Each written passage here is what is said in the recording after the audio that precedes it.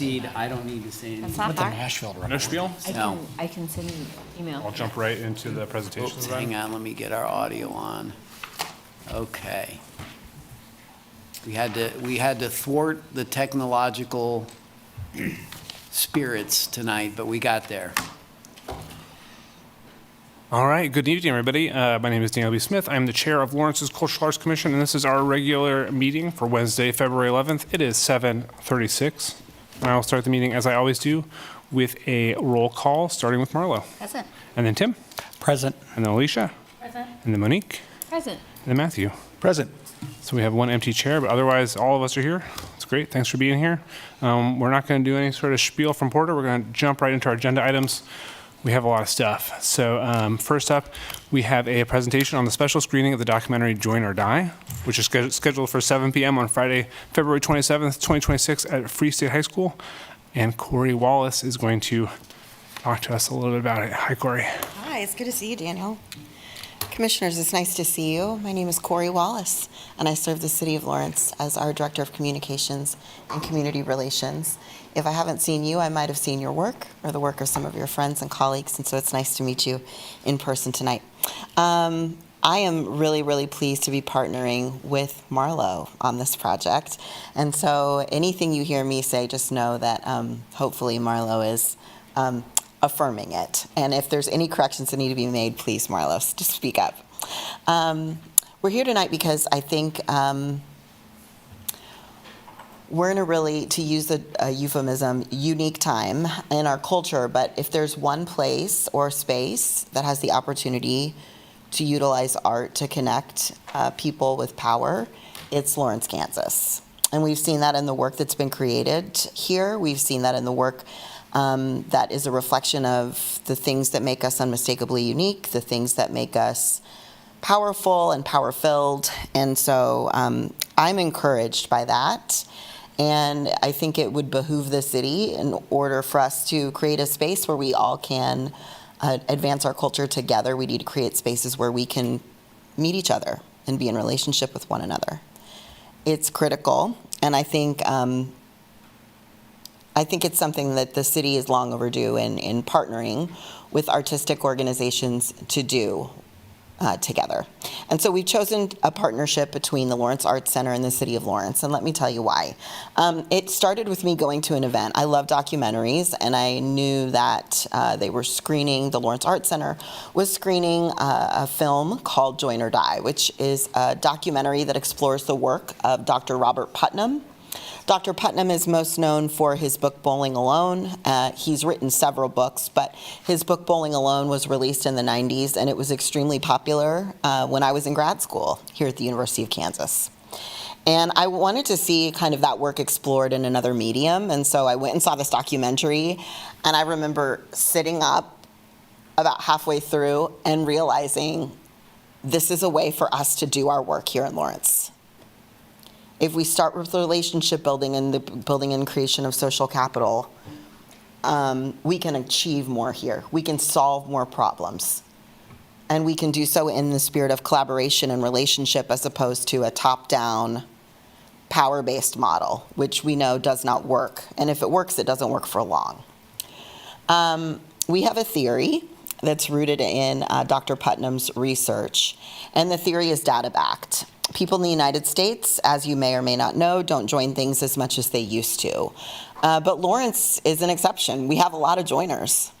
When we started promoting this event around 6 weeks ago, we had a number of people who reached out to us and said, have you reached out to the Kaw Valley Quilters? Have you talked to the pickleballers?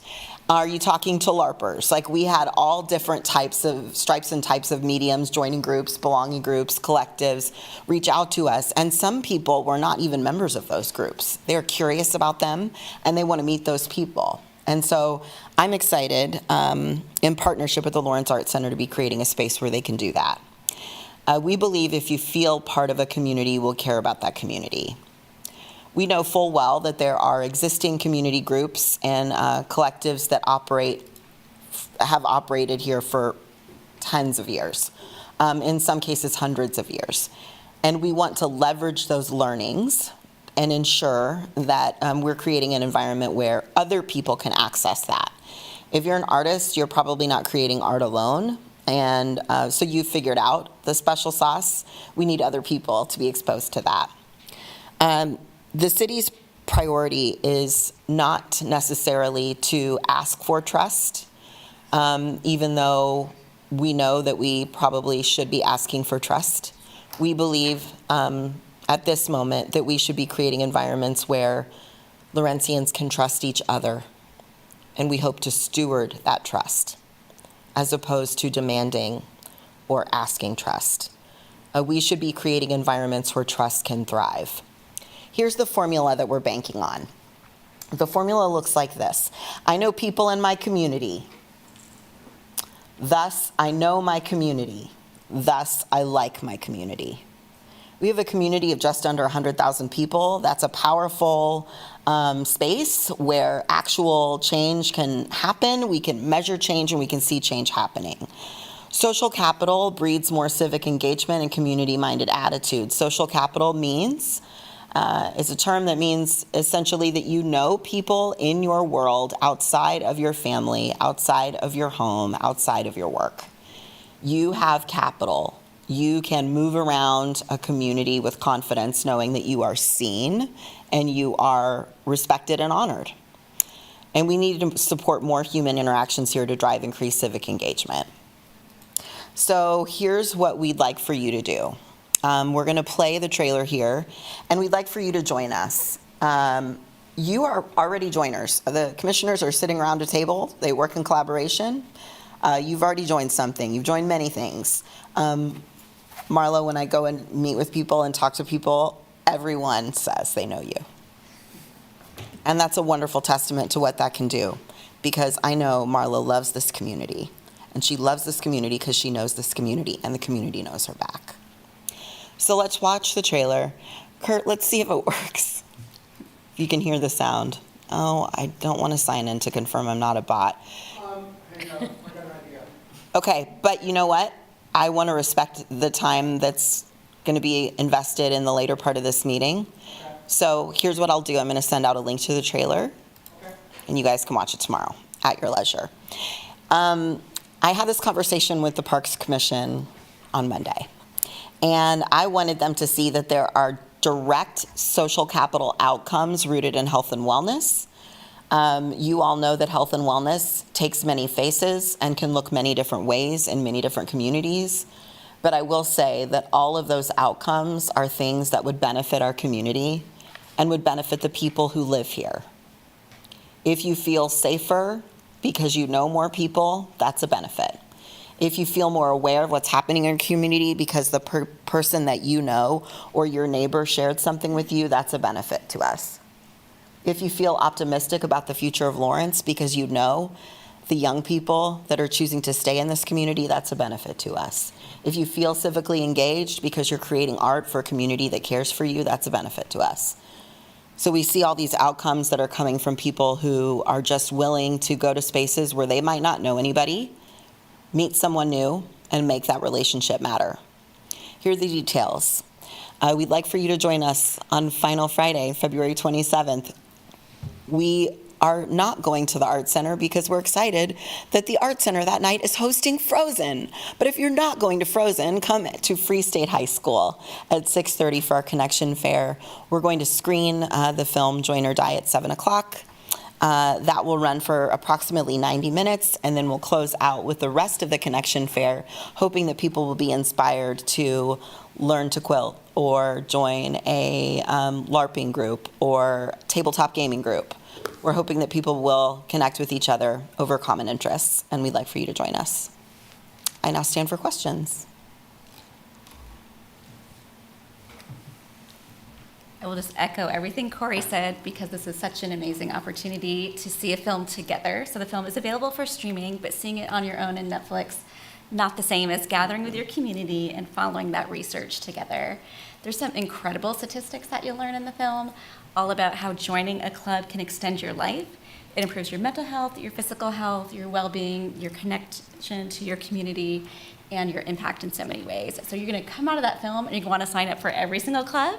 So Cori's done an amazing job of bringing people table. Literally, there will be tables there where you can sign up. I think you walked out and signed up from our screening to Rotary, and I you joined did. Rotary after that It's film. one of the best things I've done this year. Yeah. So it's tangible outcomes, and we hope to see everybody there, but just entertaining film, hour-and-a-half documentary, well-researched, well-presented, and very motivating. If it could be required viewing for everybody, a citizen of Lawrence, I would say let's do it. What we're likely to do, Marlo, you and I haven't talked about this, so no pressure. We would like to make this an annual event. We want to find film that motivates a community to operate differently or to think about how we might solve problems differently.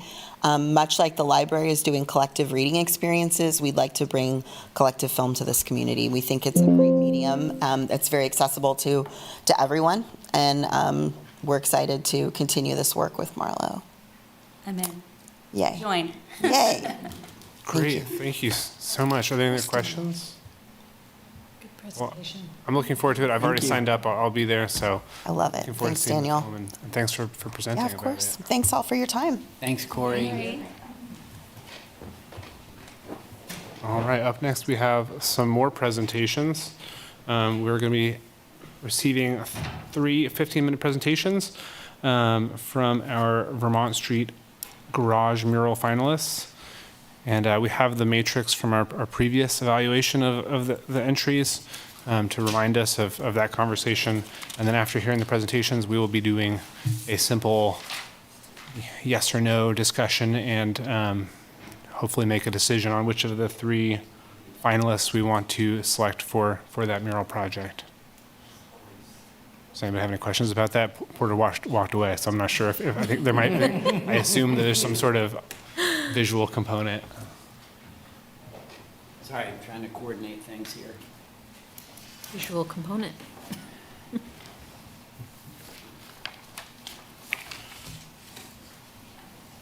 Okay.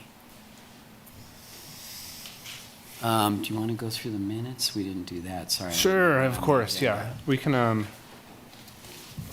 do some basic stuff. We can, if we want to go ahead and do a vote to approve the minutes from the December 10th meeting, I will entertain a motion to do so. So moved. Thank you, Matthew. And do I have a second? Second. Oh, wait, that was simultaneous. Who wants it? Okay, it's going over to Tim. Tim will second. So we'll now do a roll call vote, starting with Marlo. Approve. And then Tim, Approve. and Alicia, Approve. and then Monique, Approve. and Matthew. Approve. And I shall also approve, unanimously approving the minutes from the December 10th meeting. And then we have one other set of approvals to do, which is approving the minutes from the January 11th retreat. So if somebody wants to make a motion, if somebody has a question about the minutes or an clarification they would like, otherwise, I'd make a motion.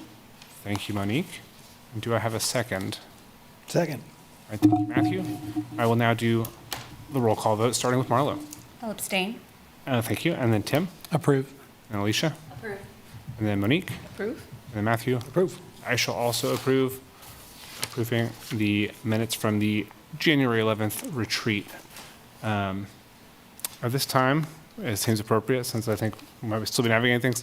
Obviously, we have some folks who've joined us. There might be an assumption that they're presenting, but if anybody is here to make public comment, we do make time for that at every meeting. So if you're online, just do whatever sort of online thing indicates that you want to make a public comment. If you're here in person to make have a 3-minute public comment, raise your hand or walk up to the podium. But hearing none, let's see. Do we have what we need for the next section of our I think we're ready. agenda items? All right. Item number 2: receiving 3 15-minute presentations from the finalists for the Vermont Street Garage mural. Do you have we have an order here. I don't know if the order is. So it'll be Chris Kiefer first, Okay. and then Kai and Josh Novak of the Wavering Line, and then TK. Pronounce your first name.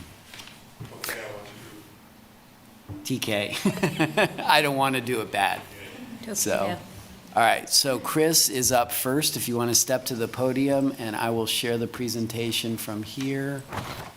Too many pop-ups all the time, and I have to share it here. And with one screen, this is a little more challenging than usual. Okay. And I think I can go here and, Hit the three buttons at the top and hit present. There's 3 buttons up in the top corner, I think. well, I think Up to the right. Up here. There's 3. And then, yeah.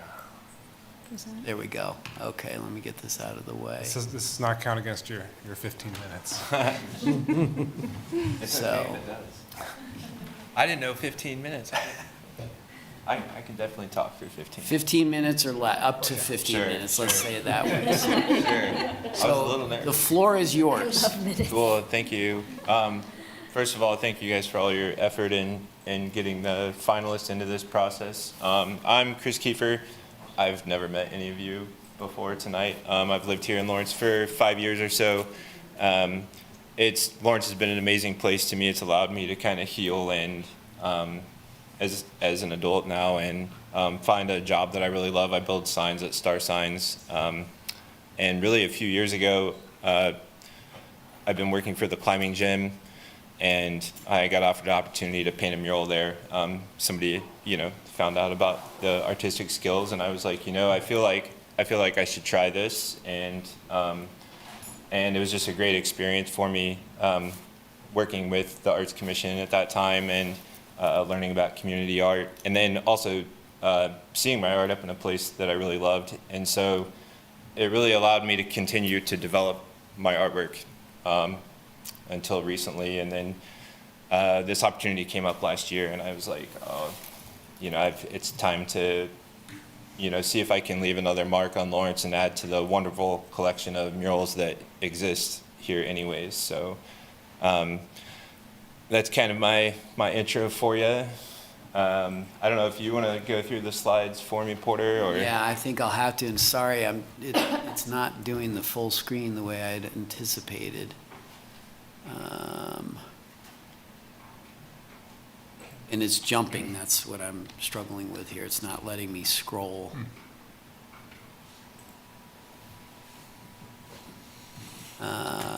Kurt, any suggestions? Now I can't find my 3 dots. Try the right and, the arrow keys, just go right, left on the keyboard at the bottom. Does that do anything? Well, the problem is that it's, I guess I can move this somehow.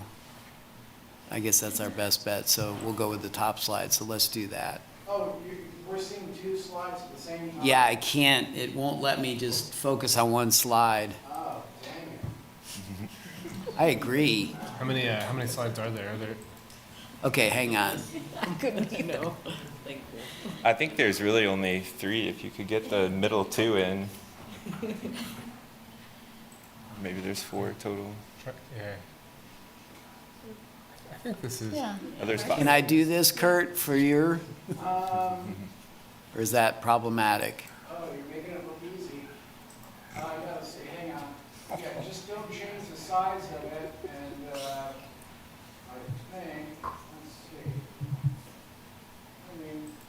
There's Chris, there's, his mural.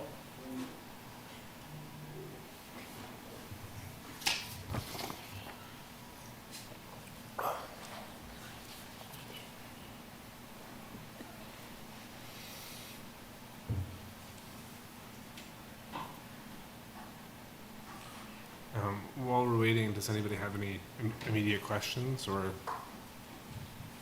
thoughts? I am interested in hearing about how he came up with the design, and if there's any meaning in the, I feel like there's some Yeah. significance to this. Sure, yeah. I'd love to hear that. That looks good, Kurt, if we can keep it. Yeah. Okay. Sorry. Can you see enough on the screen that you? Oh, yeah. Okay. Yeah. You guys ready? Back to you. Go for it. Okay. For the Vermont Street mural, my vision is to create not only a beautiful and bold work of art, but also to provide a space of introspect and reflection for the community, much like walking through a labyrinth. By holding a strong viewing space in the parking garage, I believe my mural can provide a ritualistic and timeless experience for visitors of Lawrence and the Lawrence Public Library. I've depicted here a bookshelf backed up by a deep portal of space to travel into. In this secret stack, I lean the bulk stack of the books to the left towards the library, and each book contains a unique identity celebrating diversity and the importance of living together peacefully. I've named each of the books as a part of a fictitious series, Imagine More.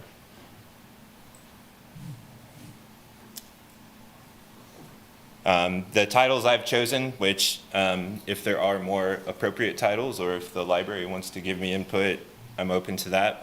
But I've came up the Imagine More series, Imagine More Learning, Imagine More Connection, Imagine More Creativity, Growth, and so on. And the idea in mind was that I would put 12 books in there so that each book could have like its own month to be celebrated. And the white strips that we see on the right side are a suggestion of bookmarks that would just be like coloring book format. I thought that would have been a way easier way to get me into a library as a kid, is if I got to color the mural that was painted outside. So that's something that I would like to offer.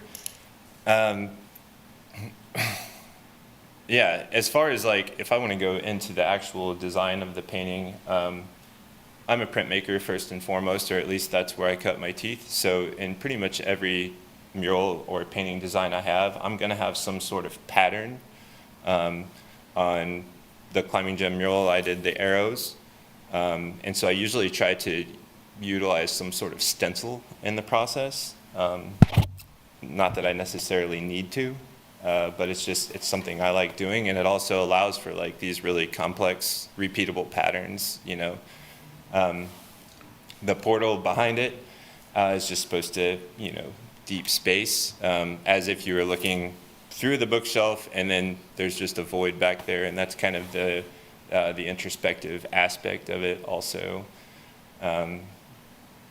Yeah, so I don't really have a lot to say about the design of it. It's very simple and straightforward. I think that's important for community murals also, is that there's not too much going on. These are images of the stencils, just to show you kind of the process, and also maybe just a different view of my little grid technique here.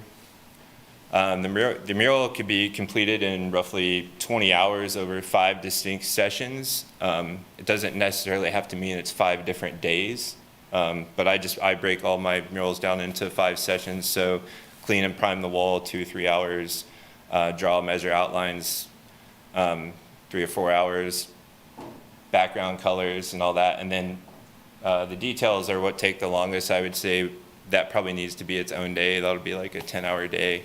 And then seal and protect with any sort of like graffiti resistant. That seems to work pretty well. Materials, it's really not that big of a wall, so the materials are pretty simple. Paint rollers, roughly 40 to 50 cans of spray paint is what I would estimate. If for some reason I can't use spray paint in the garage, I'm totally fine with using brushes, rollers, whatever I need to do. The spray paint does go a little faster though. Chalk, projectors, stencils, step ladder, although I might be able to reach the top of the wall without a step ladder, and a drop cloth to keep it clean. So yeah, any questions beyond that?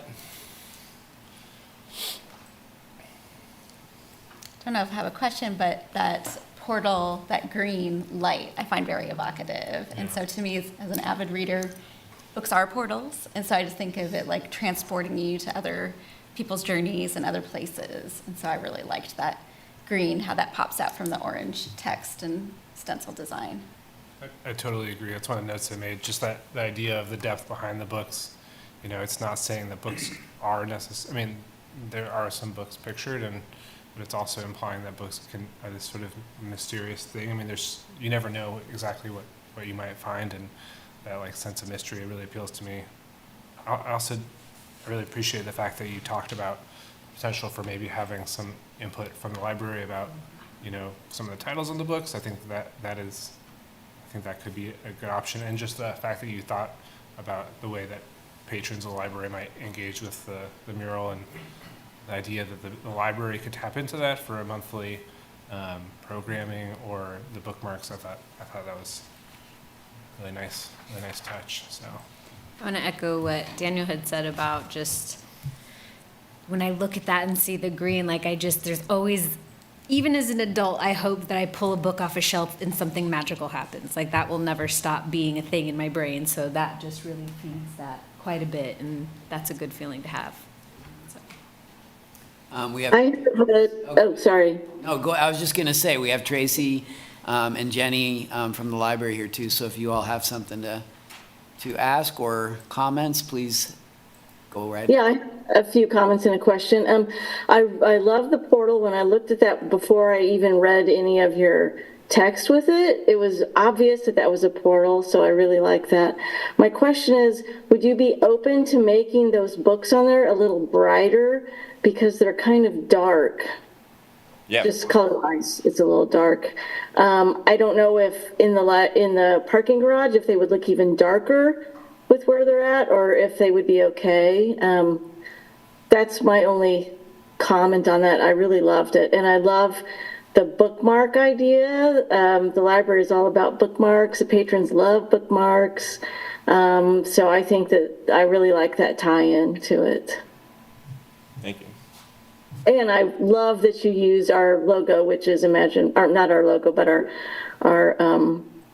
what's it called, Jenny? Our phrase, Imagine More. The vision statement, part of our mission vision statement. I like that too.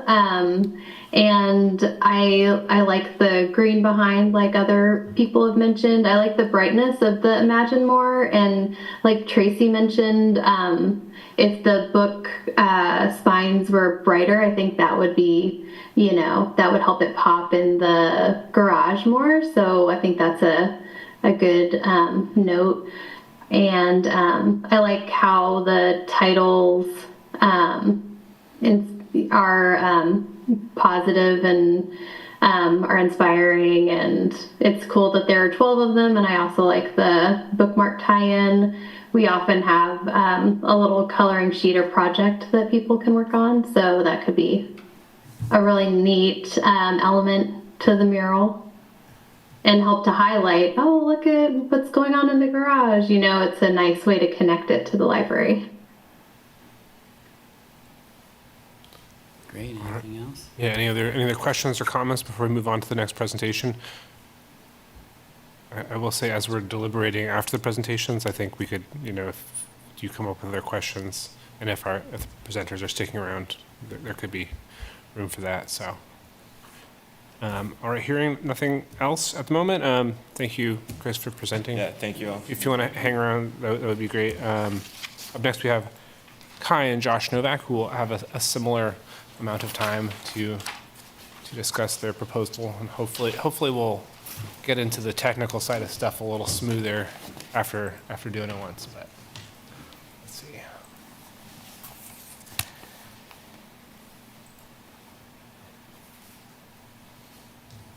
I'm going to the wrong. Oh. There we go. That one worked. That's pretty good. Okay. Awesome. Perfect. All yours. We'll just tell you when to switch the slide, but Okay. we'll start with that one. That's great. Hi, I'm Josh, And I'm Kai Novak. and we also go by The Wavering Line. That's our LLC company, so that's why we've got the logo on there.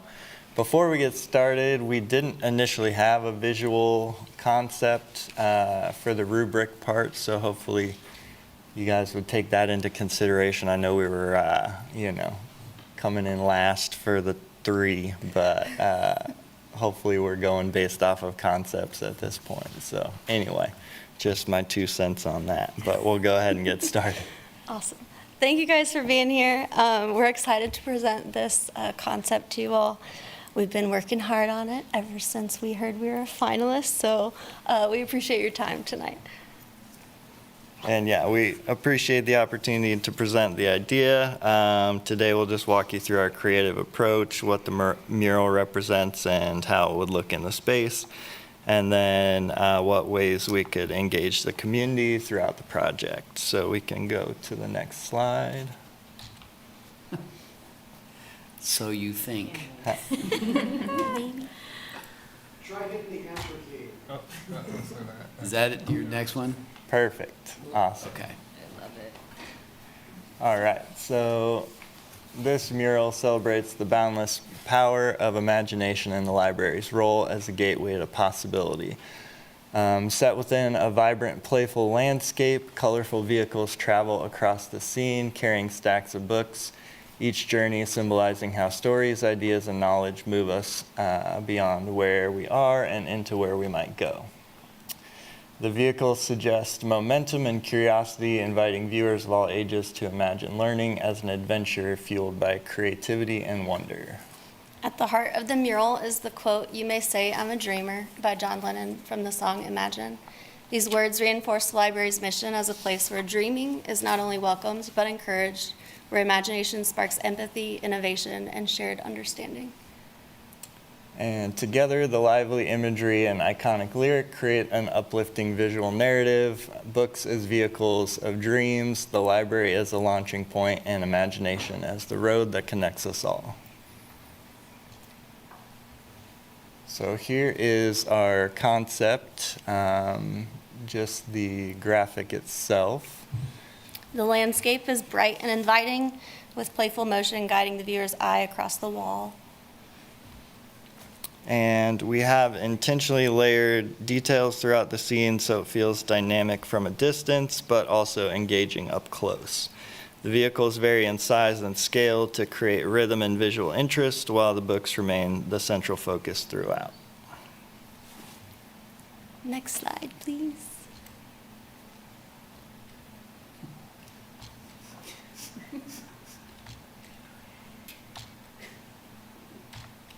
That is so weird.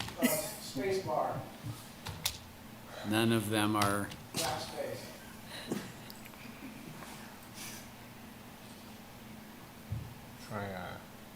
This is like me half my day. It's like working when it feels like it. I know. AI is taking over. Go Let ahead. it. Sorry. No worries. This slide shows how the mural would look installed on the Vermont Street Garage wall. Scale and visibility were key considerations in our design.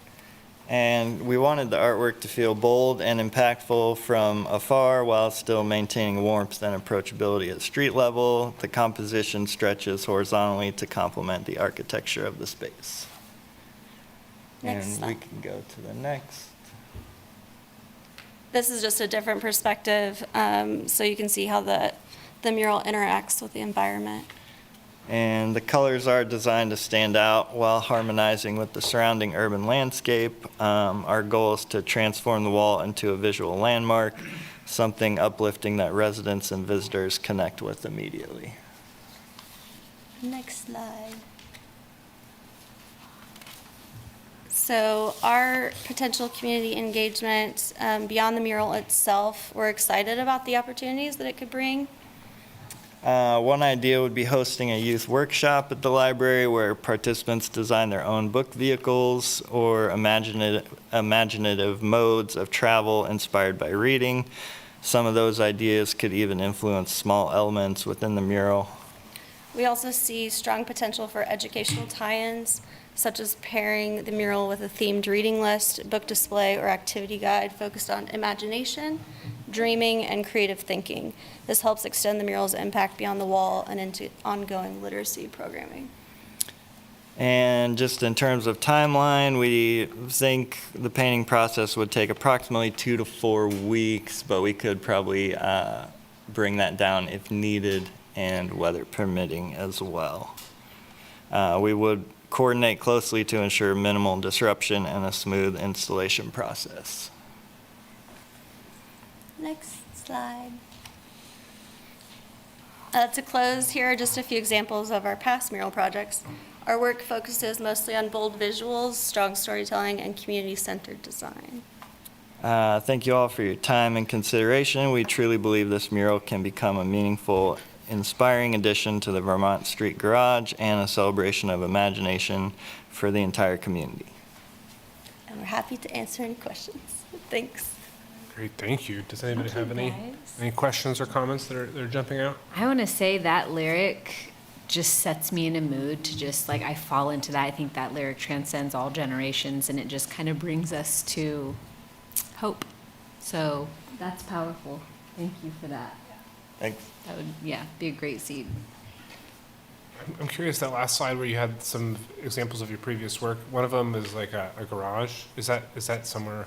I'm just curious where that. Yeah, that was for the Fort Collins mural project in Fort Collins, Colorado. So we were invited to be a part of that when we lived in Colorado, and chosen to be in that program for a year. And each artist that was chosen got a different wall in town. That one's at the Bike Co-op in Fort Collins. So yeah, that was one public art mural that we were really excited to do. And then Kai also did another public art project there that was like a paint a piano mural. Piano's about town. So we're newer to Lawrence. We moved here in 2021, spring of 2021. So we're excited, hopefully, to get integrated into the mural world here. But most of our projects have been in Colorado. So Yeah, this would be our first Lawrence mural. Yes. So we're excited. Well, personally, I like the color schemes that y'all choose, and I feel like looking at the portfolio and y'all's logo, and then also the proposal, I feel like there's a real cohesive sort of through line with all of that, which I appreciate. And I know you said that you're hoping to get into the mural community through this, but I feel like you're kind of already there since you're presenting about it. So we hope so. I want to say Appreciate it. Thank you. the outcome of our decision does not dictate whether or not you're a part of the mural community here. So Awesome. thanks for Awesome. Thank you. Yeah. thanks for Perfect. Yeah, your playful color choice is, I think, is great to connect for all ages. Yeah. And youth especially, you know, going right into that. I immediately saw it, and I thought of, I'm not trying to compare it to anything, but the busy world of Richards. Yeah. For sure. And that was a big inspiration, for sure. Yeah. So I saw that. I also really appreciate the community engagement aspect, the potential for workshops that connect with the library and the programming that can be there. So. Awesome. That makes me really excited. I'm a former art teacher, so doing stuff like that would really light me up. You just named why it felt so familiar, Yes, and like, I I couldn't saw figure it out like and- why is it the lyric? Like It wow, took me a minute to think of what it was called, but that's it was right. there. It was down you in said there. the worm. I'm like Yeah, the worm. got it. Apple Yep. or- Oh my Lowly worm. I'm here. Yes. Good job, guys. Thank you. Very well done. I really like that photograph Just you wanted- had with the car. Oh, sorry. Go ahead. No, go ahead, I'm sorry. The photograph with the car, because I think having the book vehicles and the aspect of it being in the parking garage, it made the connection with location and the subject matter. So Yes. Can we see the Awesome. mural again Awesome. one more time? Thank you. I just get kinda- back there? Also, I just kind of thought it was reminiscent of kind of Oh, like our no. local Yeah. landscape with like the bike in the far Lawrence Loop distance. yeah. You know, we have the trains going through town. That and, is a good point. You know, I just thought that was a really neat. I don't know if you intentionally did that or not, but that just reminded me of our. Yeah, we What did we see try every and day, pick some, you know? Relevant standard vehicles. Lawrence vehicles, even a tractor And and the tractor. things, you know. Yeah, I I also- really appreciated I that. also like the way, since it's staggered, I mean, this is the sort of thing that like kids are gonna want to walk up to and engage with, and having the different levels and everything is something I feel like kids would be very, very excited about. Awesome. I just wanted to also check in with our library Oh yeah, of course. members and Yeah. see if they have any questions free or to jump in thoughts they whenever. want to share. Yeah, I've got one comment that I don't know if you would be open to it or not, but if you were chosen, would you be open to making the bus that's in the bottom into our outreach van that we call Dottie? Yeah, definitely. I would love that.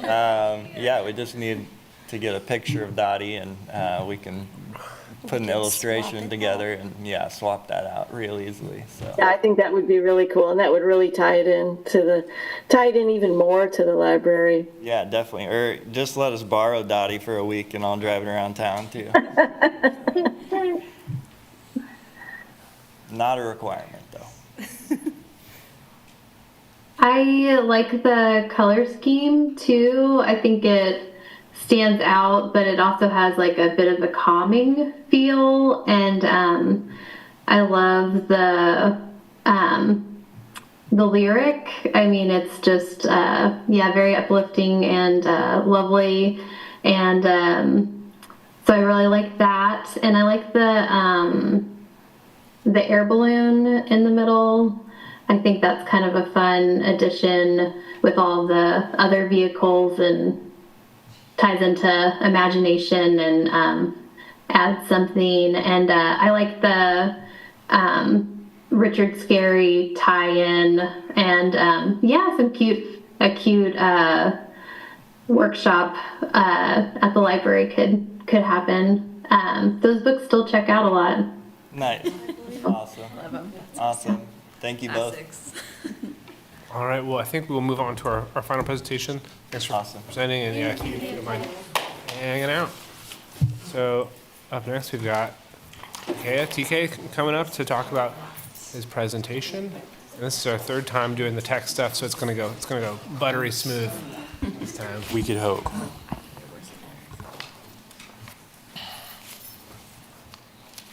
My goodness.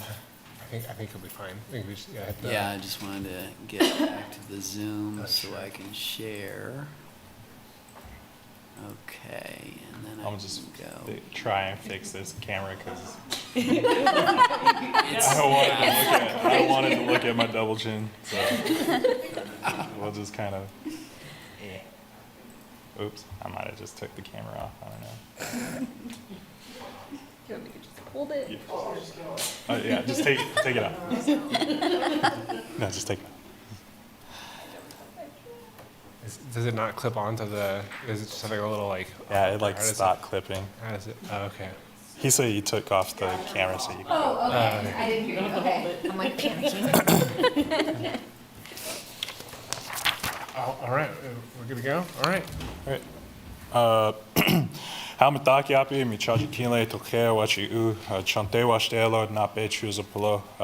relatives, my name is Tokea Wachiu Richardson.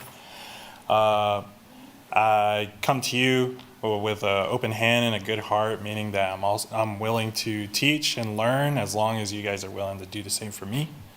That's just the way that I like to present myself anytime that I'm speaking formally to everyone. And so I feel like I know most of you. I feel like I've seen most of you guys just around town. But you know, if I haven't, then this is who I am. My name is on the first slide, you can kind of see like this like little rough sketch, just kind of black and white, just pencil. And that's just kind of how it starts out just for me. But, you know, I did the ability to, you know, also color it in for you later. And so if you can just kind of like take a screenshot of this in your mind so that you can kind of think about it as we go along. I am the owner of Coup Count Designs. I own my own art business. I teach art currently, not anywhere prestigious or anything like that. It's just mostly like workshops. I get invited out from different tribes to go out and talk about the process of my art and the way that I tell stories through that. So if we could go to the next slide. Spacebar, enter. Maybe. I had to make sure you're clicked on. You're actually like you've clicked on the PowerPoint. The background. That's registered. Yeah, now do. Ah. Good job. Coming after your keyboard worker. Wacky's going on. I can see it on your screen, Oh. but it's behind. It's still on the first one. Oh yeah, that is that. Yeah, I'm seeing that. Huh. Whole nother. That's, I don't know why. Try hitting escape. Let's see if, and we might have to like view it in. No, it's still doing it. There you go. Oh, there you yeah, go. Yeah, we Can might have I- to view it in that mode. Kurt's able to do Yeah. that, so Yeah. this actually is easier to read, so go ahead. Yeah. Go ahead. Community, what that actually means to me is, coming together and uplifting each other. And so I like to portray that a lot in all of my art pieces, whether it's on a mural or just in a painting in general. So as an example, these are two of murals that I have done for Haskell Indian Nations University, where, you have like these different tribal backgrounds that are coming together in these images. And then as well as like the bottom image, you see where there's like a group of different people, and you can tell by that through the way that they're dressed and how they look, they all come from a different background. And so, just coming together and egging this Haskell student on to proceed with, their education and their work. For Native American people, community is everything. We rely on each other. No one is more stronger than our weakest person. And so we often try to think of everyone. And when we even pray, we say words that don't exactly mean amen, but it's taken as that. But our words mean, all together, all of us, all at one, And so inclusivity, I'm having a hard time saying that. I was having a hard time saying it back then. But for the inclusiveness, this is also my way of showing inclusiveness where, you have all these different tribal backgrounds coming together. In a place like Haskell, or just in general Lawrence, you get roughly 575 different tribes from around the U.S., and then that's not also including the state-recognized tribes that are also within the U.S. and all the tribes that are, bleeding into Canada. And so you get a lot of different cultures, and with that, you have a lot of different culture just in general from the general public. And so the one way that I would like to showcase this or that aspect into the Vermont Street mural is to also showcase those other cultures. I work for the Kansas City Indian Center, where we do a lot of outreach to different ethnic backgrounds, and we partner with other places that are kind of like mine. And so I have the ability to talk to each of these people, people of a different race that could help influence, how everyone within the mural could look. And that way I have like a real authentic way of telling their story rather than, me telling it for them and just taking advantage of what they look like. But I have like them, kind of talking to me in my ear and telling me about that, about who they are. And so let's go ahead and go to the next slide. As far as welcoming and warmth, a lot of my art consists of that. I've been told that my art is very whimsical, very healing, and so I like to put that into a lot of the reason why I do art. And so everything that I put out, it's not just an image that's floating on paper. There's a story behind it, and that maybe that story doesn't connect with you, but whoever you share this story with, it could connect with them. And so with the way that first image is at the very top with the woman holding the baby, you see like a barrage of hands and a bunch of different colors of floral designs. The way the hands that are interacting with the overall image is how I would like to implement hands within the mural itself. And so these hands would basically be holding, being like a platform, holding these people within the mural that I paint. And you'll see more of that in the further slides. The bottom two slides are basically, again, telling a story, but also the way that I blend colors on paper. These same blends can happen on the mural itself. And that's just kind of like a insight to how I paint skies and all that. Let's see.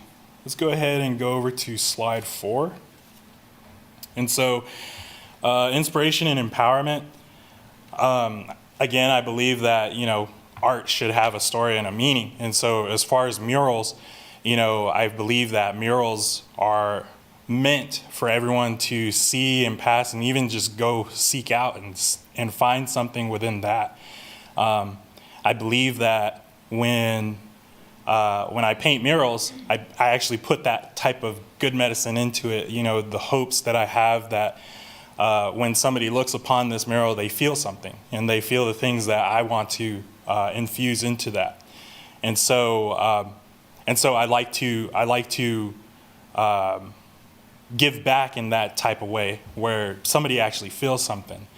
And so with that the first two images at the top where it looks like there's a guy, and then the other one has like all the handprints on it, that was actually a mural that I had done for the EPA over at Kickapoo High School, over on the res about an hour and a half north of here. And so what it was is, the first image where it has like just the image to the left, that one was the part that I did. And then the image to the right is where I got the kids of that high school and the students, the teachers, and all that help, put that whole event together. I got them to also paint their hands into the mural as well. And so I had them paint their hands in a certain way where at the very tops of the cornstalk, if you ever seen a cornstalk, there's like a little yellow flower that kind of bursts out. And so, little kids' hands were placed on that to signify that.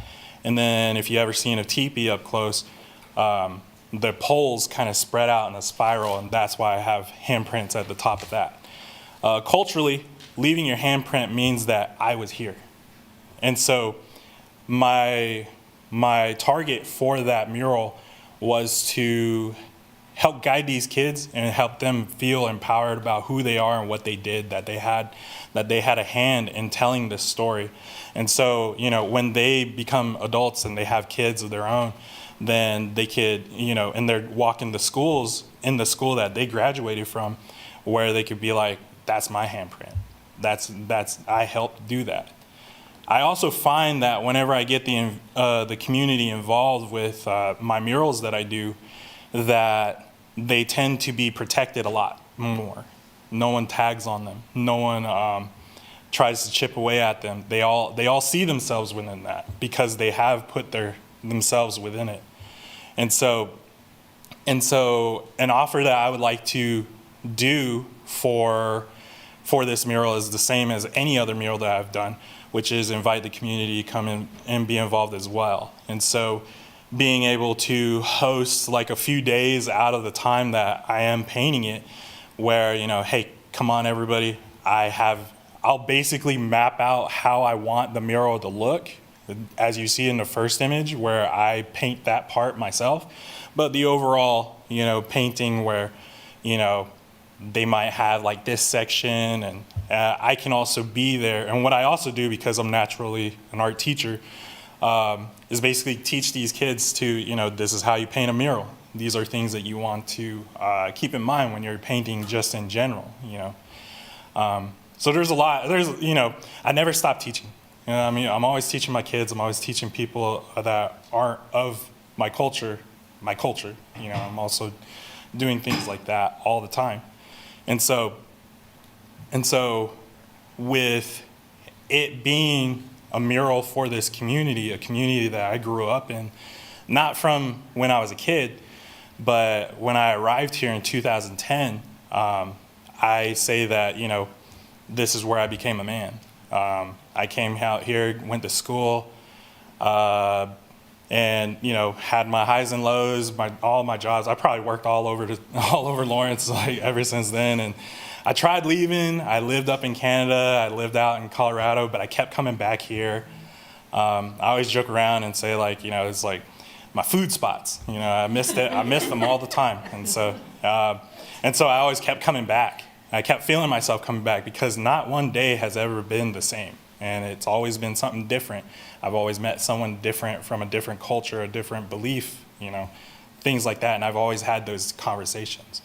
So the bottom two pictures on that same slide is basically the outline of how I would also do this mural, where there's a larger image in the background, and then in the middle, where you see the guy teaching the children, that's basically where a lot of the finer details come in. So from far away, you'll be able to see this image from the other end of the lot, maybe even from across the street.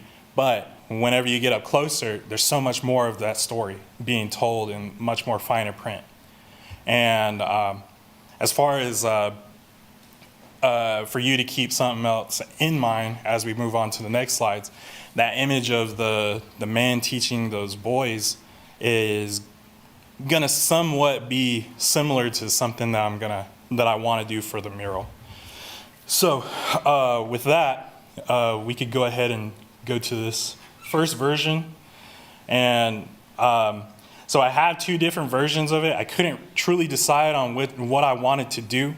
That's just the way my mind works.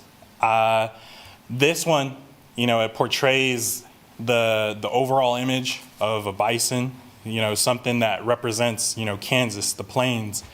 And then you have the sunflowers below. And how I have those parts is those sunflowers would basically be the platforms that hold all the people doing various things. So if you can kind of squint your eyes, or, you know, I don't want to make you guys try and zoom in and we actually exit the whole thing. But, like, you know, there's the outlines of the hands that are doing different things. Some of the hands are kind of open palmed, like they're fading into the background and becoming sunflowers. And that's one thing that I wanted to add a little bit of depth in. And then there's other hands that are holding certain things up, like in the background. There's a guy that's, you know, doing a trick on a skateboard. There's another hand that's holding another person reading a book. There's another hand that's actually picking up a cat. You can't really see it because the way I look at it right now, it looks like it's too bright, but it's holding a cat and kind of like getting ready to place it somewhere. And then there's another guy that's in the back. He's riding a bike. I feel like that's a total Lawrence thing. You know, you see everyone riding bikes and all that. But, you know, there would be all these different images of people doing different things. You know, people sitting in the park, people walking dogs, and, you know, just talking with one another. And each one of those people would be of a different ethnic background. And so, again, keeping in mind of the first slide that had all the different tribal backgrounds, I feel like I can successfully portray them in a respectful way that doesn't seem like I'm taking away from those people. And then you also see, like, you know, the two hands that are holding up the transit bus. And a little bit of a background for myself, if you don't know, I have two bus shelters that I helped design here within Lawrence. One is on Harvard in Iowa, next to the QT, and then the other one is on 6th and Castle. That one's going to get moved because for some reason people keep running into it and breaking it. So yeah. So anyways, what you also see in the middle, what you also see is the Lawrence Library, and basically how it is shown over to the left is basically the image that you get whenever you're standing in the garage. And so you see that side where it slants over and like that. You see the Haskell arch because, you know, it's also paying homage to those veterans who were in World War I during the time, and that's a memorial to that for those students.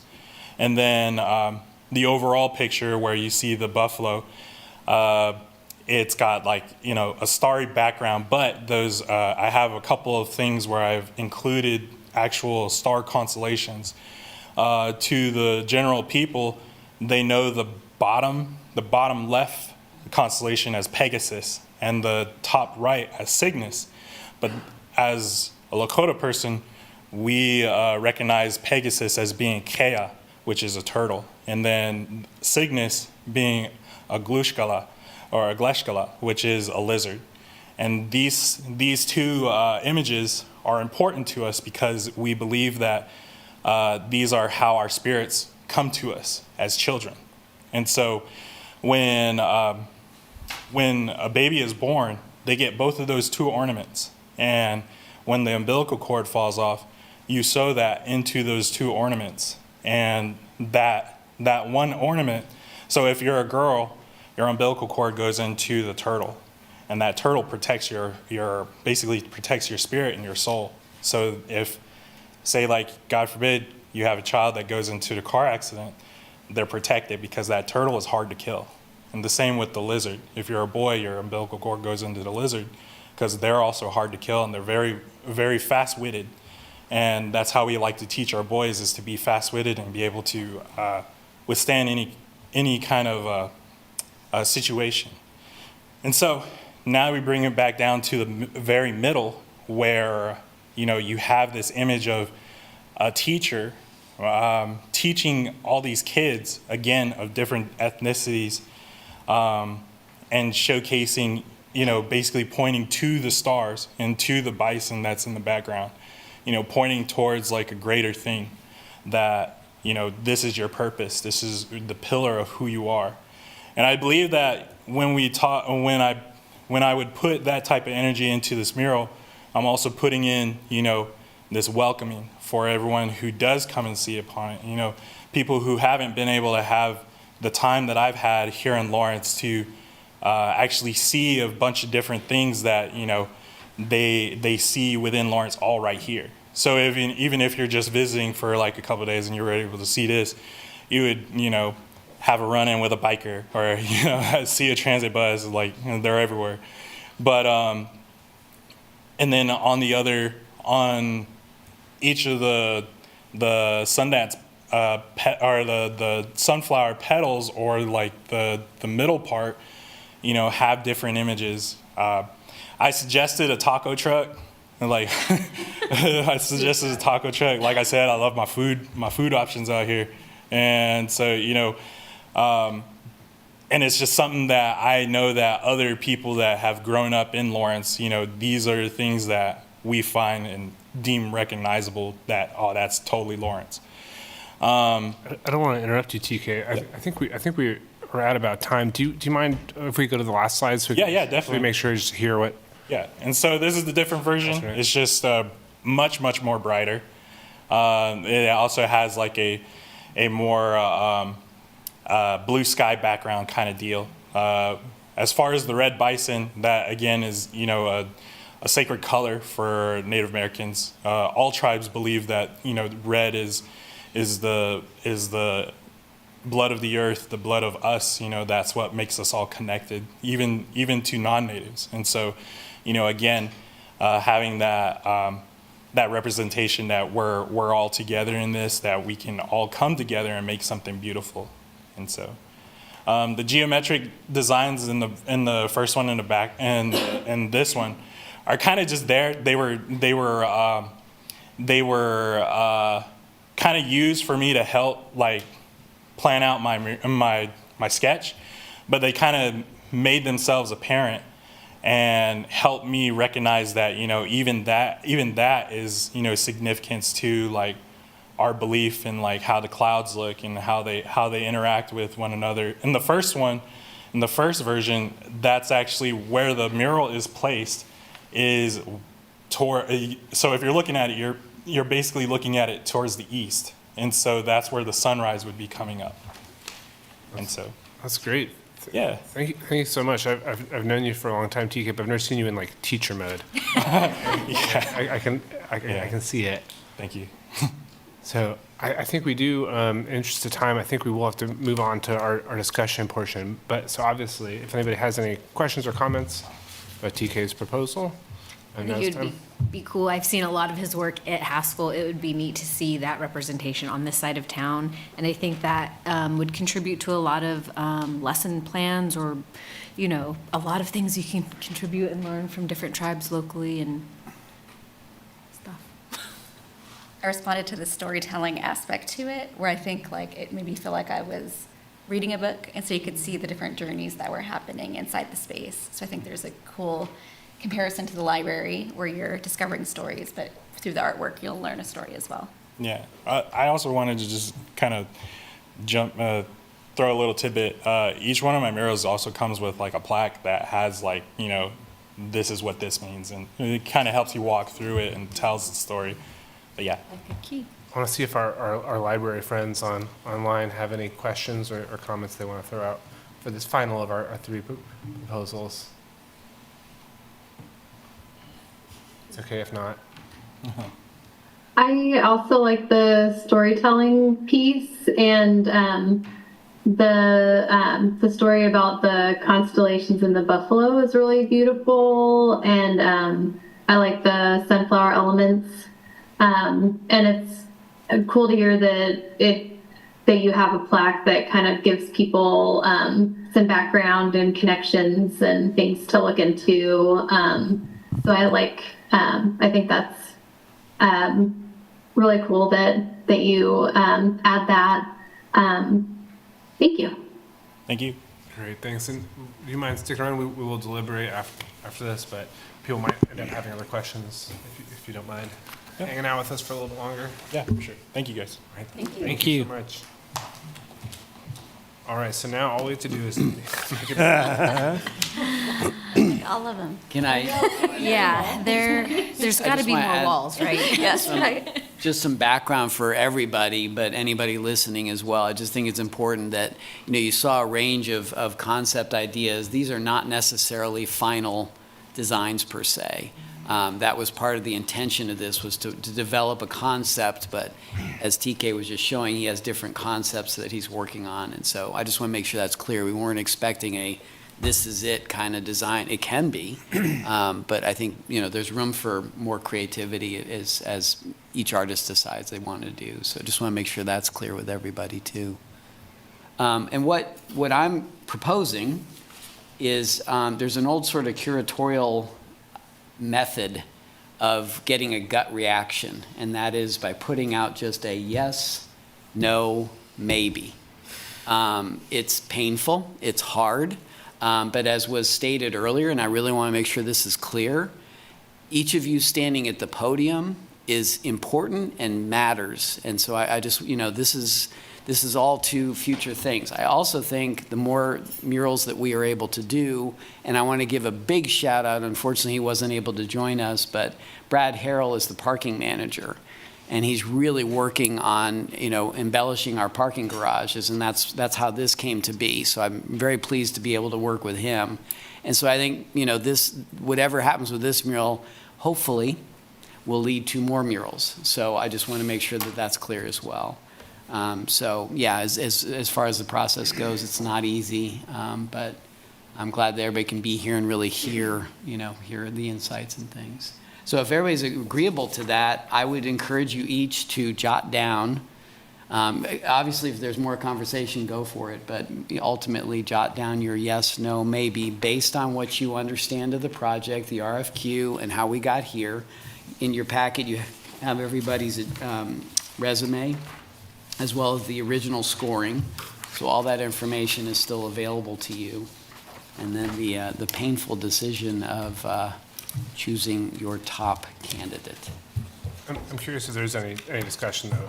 We don't have to jump right to decision, if anybody has any thoughts.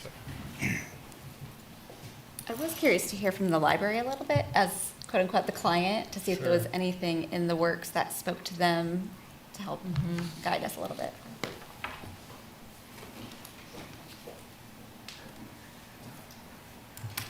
That's called putting you on the spot. Are you wanting to know what the ones that we chose right now, or? Just a little bit of what you're hoping the mural conveys, maybe some feelings that could help guide us, like with the project, that when you thought of having a mural at that garage, is there any thematic things that are driving your motivation? Probably just our vision statement, which, our motto is imagine more. So it's all about inclusivity and community and being welcoming to everyone. Jenny, do you have anything to add to that? Yes, I agree with the, welcoming, and I think adding some brightness to the parking garage. We've had some issues with how people feel when they're in the parking garage and like coming into the library. And I know that a lot of that has improved, and releasing the lawn and things are evolving. But I know a lot of people want to feel that sense of safety and like a brightness and a welcoming feeling in the parking garage. So I think that that's, something that I was looking for, friendliness. That's helpful. Great. Thank you for that input. I will say personally, just so that it's public on the record and all of our fans on YouTube hear me say this, that I feel like any of these three, I feel like would achieve that goal, obviously, which is what makes it difficult. And that it's situations like this, it's hard to weigh sort of like personal taste. Which one of these do I want on the side of my house versus which one of these do I think is actually going to best serve the library and the patrons and achieve those goals, and try and think of ourselves as a proxy for the community at large. But yeah, just off the bat, if we only had one proposal this evening, any of these three would have. They're all, to me, they're all three like highly valid options for what we're looking to achieve. So it's on the record. I said it.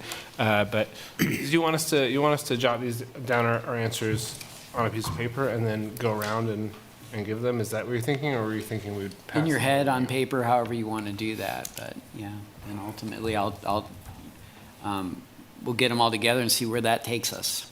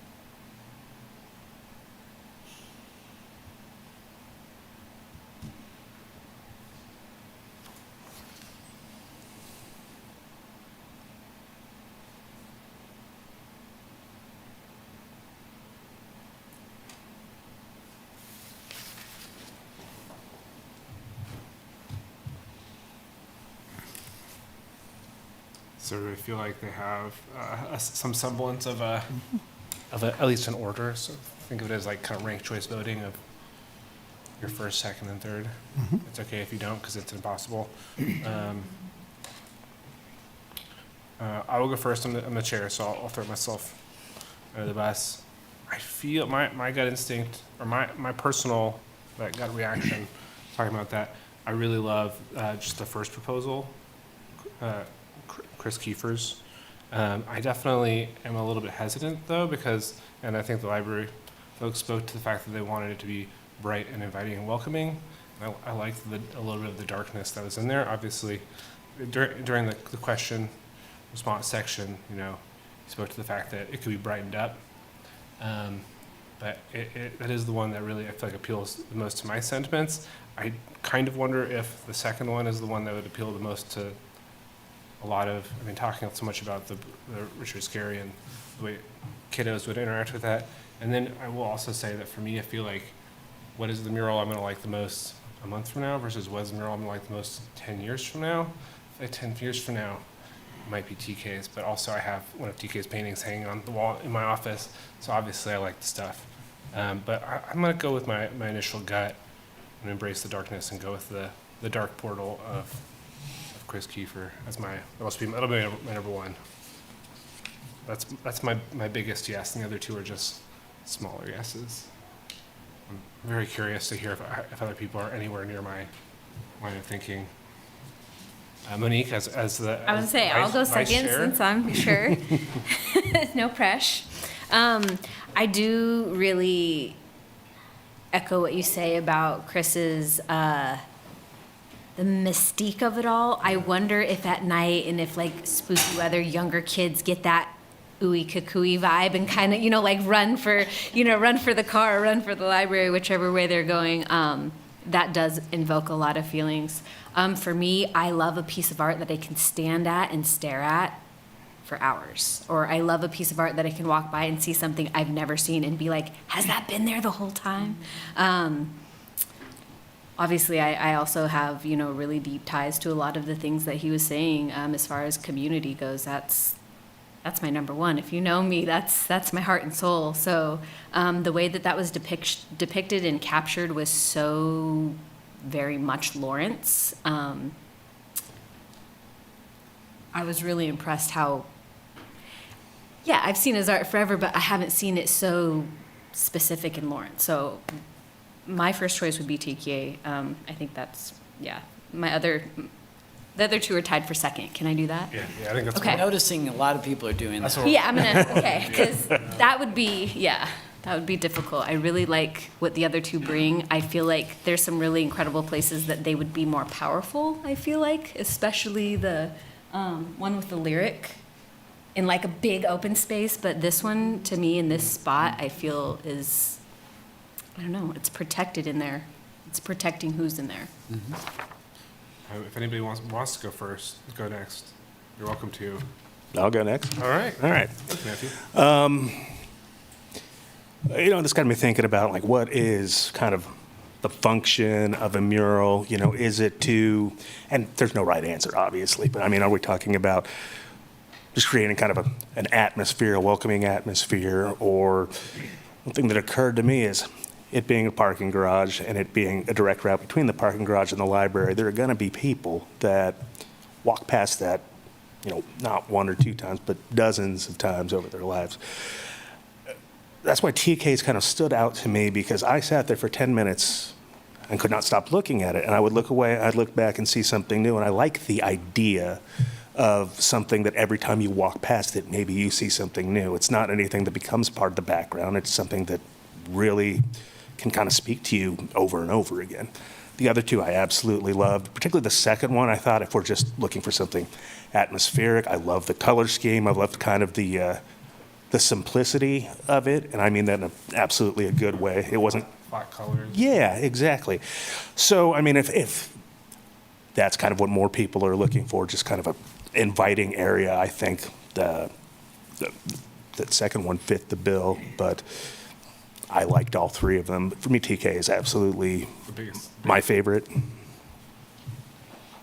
I felt the same. So I was really on the fence. So I loved all three of them. And it wasn't until the library kind of spoke to inclusivity and community, then I was like, okay. Yeah.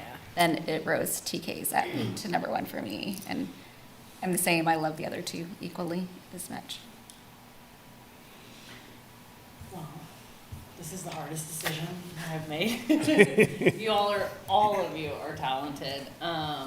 Chris, I connect with you because I'm printmaking, went to school for it. I think the stencilery, I didn't know you were the person who did the one on the climbing gym. It's very I've been staring at that thinking, I know most of the people who do murals or have a connection, so it's really nice to meet you and see you speak about your work.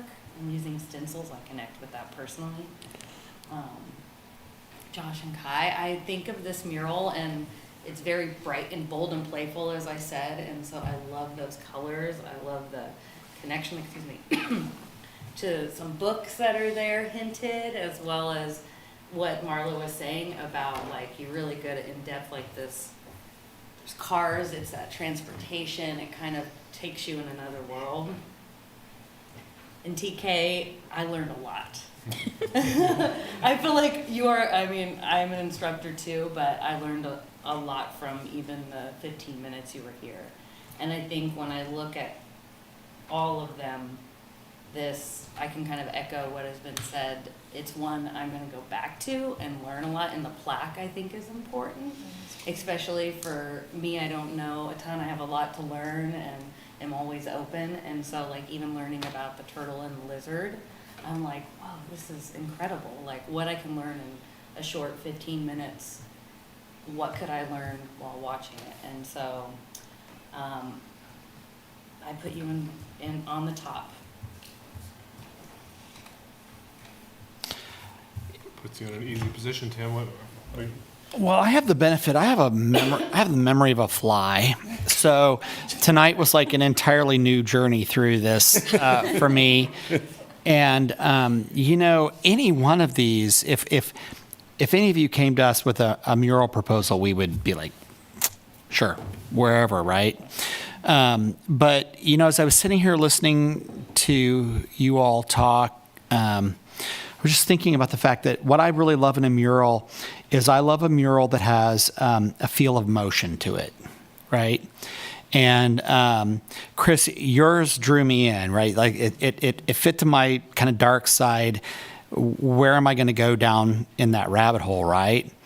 But I ultimately came down to TK's because it had so much motion in it, and it had so much life force in it. And it's like, this is exactly what you need to liven up a garage, right? I mean, thank you. All right, so we've all put out our opinions. We need to hear from our library friends. Yeah, I'm curious to hear if they have. So, I'll go first, Jenny. So it really is a tough decision, and it's too bad that we can't use all three of them. I think any of the three would be great. But just going on gut reaction, my first choice was Chris. That one really stood out to me for the graphic quality. I really loved the portal and being drawn into it through the books. And then my second was Josh and Kai. And then third was TK. Really, Josh, yeah, I guess the other two are tied, I would say. But Chris has really stood out for me.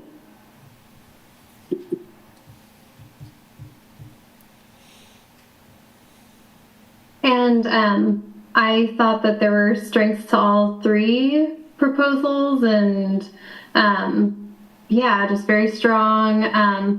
I enjoyed the playfulness and the brightness of the Kai and Josh's. I think that was my top one, but they're all strong. So, but yeah, thank you. And Brad couldn't be here, but he sent me his top three. And he also liked Chris's work. You go by Chris or Christopher? Either's fine. Okay. So yeah, at this point, TK has the most votes with 1, 2, 3, 4, 5. So TK looks like TK has 5 votes. Chris has 3 votes, and Kai and Josh have 1 vote. So that in mind, do we feel like we need to discuss, or I'm just curious if people want to have a further discussion, or whether folks want to let the votes kind of stand. I think this is the second time, our previous sheet shows where we landed the first time. I think, they all came stronger the second time. So hopefully next mural, we can, give them a better, platform to build on, because you guys came so strong the second time around. I loved that presentation a lot. Made it more difficult, but I think that we should make a motion. Does anybody else have any feelings otherwise? If not, as always, I would be interested in hearing that motion. You could be the one who makes it. I'd be happy to make the motion to go ahead and vote.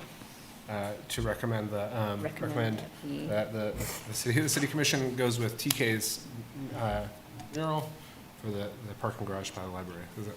Ditto. Yeah. All right, so we have a motion. Second. And we have a second. I will now do a roll call vote with our recommendation. We'll go to the city commission, starting with Marlo. Approve. And then Tim. Approve. And Alicia. Approve. Monique. Approve. Matthew. Approve. I shall also approve. That was tough. And we're gonna have to do a lot more of that, Yeah. including more this evening. That was, yes. Yeah. I would like to thank all of the presenters who came this evening. Obviously, I hope you can tell it was not an easy process. I hope that y'all get to know each other if you haven't met already. And just because this was a mural that was sort of, there was a call for proposals, doesn't mean you can't find a wall you like and knock on someone's door and maybe do some more of these murals or similar around the community. We'd be happy to see you come back. So. Excellent presentations too. Really, you guys did a great job. All right, we have. You do not have to stay. Hey, you're welcome to stay. Thank you all so much for being here. Thank you very much. Thank you, guys. Thank you for your time. It is 9:02, and we do actually have one more agenda item, and it's not a small one. We're going to look over our Get the coffee back.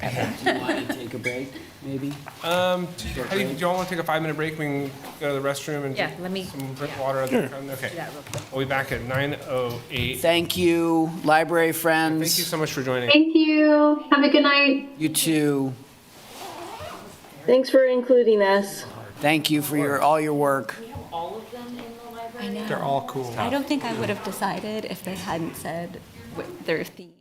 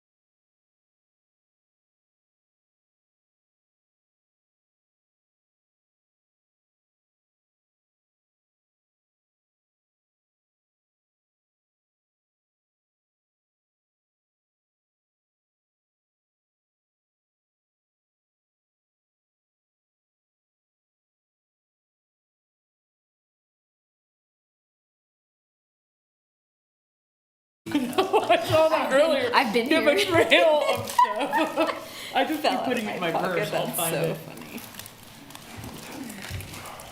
Yeah, I was not expecting to get emotional during that piece.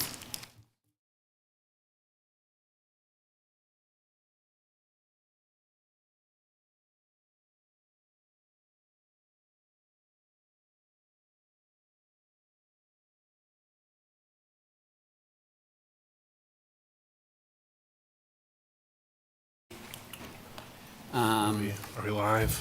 We are back and ready to go on to the next agenda item. All right, welcome back, everybody. This is a longer meeting than normal. It is 9:12, and we are going to get into agenda item 3, which is reviewing the community arts grants applications scores and making grant recommendations to the city commission. We received 27 community arts grants applications requesting a total of $181,343, which exceeds the $67,000 allocated for the 2026 community arts grants by $114,343, with the $3,000 being allocated towards 6 mini grants out of the total of $70,000 budgeted for the entire community arts grants program. We have in front of us the beautiful colored matrix that Porter supplies us with, containing all of our scores. Outliers towards the upper end are the blue scores, and then outliers towards the lower end are highlighted in red. Got to put on the reader. Thank you, Porter. Okay. yes. Walgreens. Well, what I wanted to do, there's a few, go ahead and finish. and Sure. I'll chime in. Yeah, so obviously they are listed 1 through 27. 26? 26. You're right. You're right. And the one at the top has the highest cumulative ranking. So, yeah, sorry, you keep going. Monique is jumping ahead, and then I'm like, It is 20. so there's clarity that will come after. Yeah. Okay, I'm sorry. finishes. So the one at the top has the highest cumulative ranking. Hang on. Now they're alphabetical. Let me, you hang on. switched it. Pause, let me say my spiel. And Okay, you go first. back. You go first, Porter. All right, so this was the scoring as it came, as we did it on the, on your sheets. So just so you see that. And I did 2 things based on feedback I got from all of you. I took Miles Schachter's submission out, not because he shouldn't be able to do that, but because he's not asking for any funding. That's kind of a separate thing, and that you all can talk about and decide separately. And then this one makes sense. It was a request for $250, which really should go through the mini arts grant program. So I sent him a request to fill out a different application. So that's why the numbers changed. So we have 26 instead of 27 for that reason. Thank you. So that's that. Then this gets to what Daniel was talking about. Here it is ranked according to scores high to low. And then I also did this just to give you a sense. If you went with 100% funding, at least for the, going straight down, just to give you an idea, you get through 1, 2, 3, 4, 5, 6, 7, 8, 9. Plus I had to do 62% to stay in the, the 70 or $67,000 range, which isn't right. Yes, it is. Oh, goodness. So that's where that is. But we will work from this score sheet for tonight. So obviously the blue are outliers on the upper end, and the red are outliers on the lower end. But we all have our different personal scales that we use when we're evaluating things. So some people rate things higher. So some of the columns are pretty blue, but that's just because those are slightly more generous reviewers. And it does list the amounts requested at the top. I really wish we could deal with the sustainability and those, what I consider to be yes or no questions. I really wish they could just go away or be muted, because once again, I'm like Mr. Everything looks awful, because either you talked about sustainability or you didn't, and I think 2 or 3 did, and so therefore they get the score, right? Yeah. And the ones that didn't got a 0. And I don't think that's fair, but I think that is the way the question's written.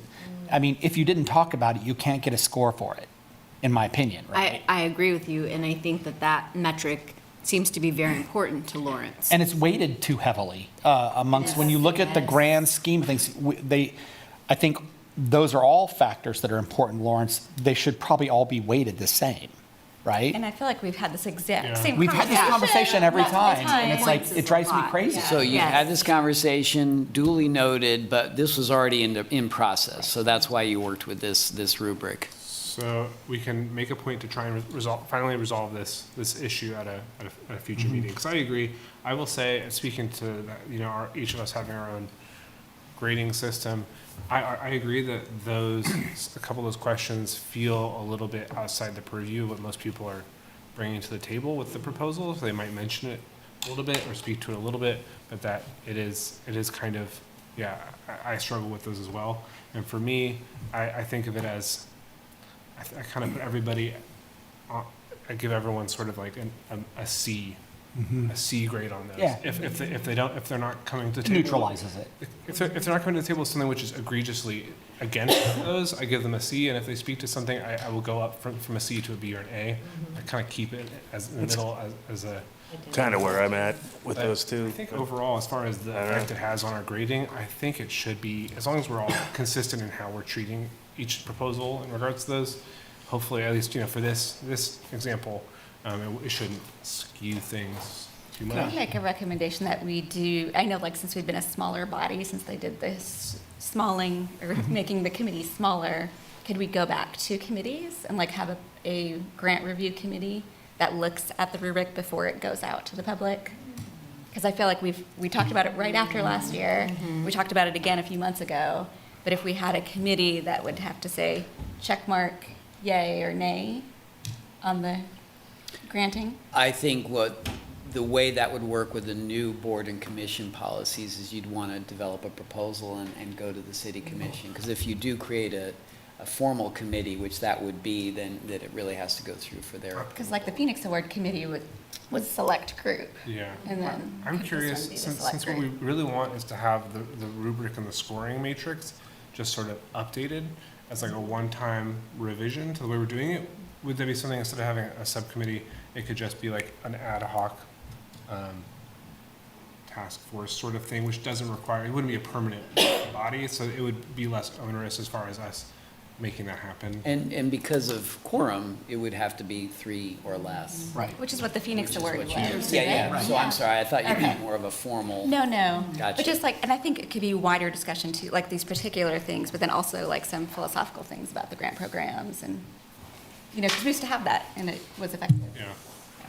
Something else that I noticed, and it's probably just sleep-deprived brain, but, just something as simple as how folks define inclusiveness in their application. Clearly, inclusiveness means different things to different people. And so, I don't know, do you kind of define what that is or not? I mean, I don't know. I'd never paid attention to that before, just how, because I had my own vision of what inclusiveness is, and I found people challenging that with things that they were saying, and I wasn't sure I agreed, but, I want to be open-minded about it. I want to be inclusive. But it was just kind of interesting. I had not thought of that. So it certainly does behoove us to take a look at this at some point and really kind of try to tighten it up. I mean, I just like it. It's never going to be like black and white, right? There's always going to be some gray, but I'd like to remove a little bit more of the gray. So in the interest of time, it sounds to me that like at our next meeting, which is sometime in the future probably, we can discuss the possibility of standing up like an ad hoc task force sort of thing to look over this and then make a recommendation at the next meeting about how we might do that. And also giving more time for review, because I feel like it's a disservice to these grant applicants that put their heart and soul, and I'm doing this at 10 p.m. to 3 a.m. You know what I'm saying? And just in terms of equity, like, we got full-time jobs, we got side gigs we're doing, and we have 2 days or 3 days to turn it around. And it's a tough thing, and I feel like I would so love to go back through these again. Like, at midnight, if I reviewed your grant application, was I biased? Like, was I tired? And, so having that opportunity to have more time to review, I would love that. It feels like the numbers are going up. Are they going up? I said at the beginning of this that I feel like over the years I'm softening I'm becoming more generous with my scores. I mean, just You the meant total number of applicants. Yeah. It kind of feels like This is the biggest. this is the biggest group. I never had Biggest that. group and the biggest range of new applicants I've Yes. seen. It's the I World thought so Cup. too. It's the World Cup, so we like hit the ground running. And every committee meeting that I was at was like, apply for community arts grant. And I'm like, everybody did, which is great. But we have some hard choices. I mean, what an awful trouble to have, awful problem to have. So many great All these events. good, yeah. I think the expectation was that we were hoping we'd have more grant funding this year because of that TGT tax increase. And so I think that is the heartbreak of the situation, being only able to fund a third of the ask with the funds that we have. Because so much pressure is put on these cultural arts organizations to come through for a huge event like that. And we can't help them out. You know, I wouldn't mind starting off the conversation like about these specific scores by just saying, you know, maybe instead of trying to, you know, oh, well, let's give a little bit here, a little bit there, you know, I mean, because my scoring doesn't necessarily agree with what the top scoring is, I kind of would just come on the side of going down the list and giving 100% until we run out. Because I feel like those are the strongest cases, and 90% of us agreed with that. I will say, speaking to how the approach we've taken in years past, which some of us have been, remember, we have kind of kicked it off by just doing some mock-ups, just throwing some numbers in and seeing what some different formats work, how they play out. Going top to bottom, 100%ing, and then seeing how far we get I think is an approach we could do and kind of see what it looks like. Mm-hmm. One of the other approaches we've done, either in lieu of or following that, has been to sort of, I mean, there are 5 at the top, which are kind of the bluest of the blue, as indicated by the group totals. So we've also, I mean, if my recollection serves me correctly, in the past, after doing the 100% exercise of seeing how far that goes, we've then gone back and sort of given 100% to the top, and then stair step down, I think maybe 80%, 60%.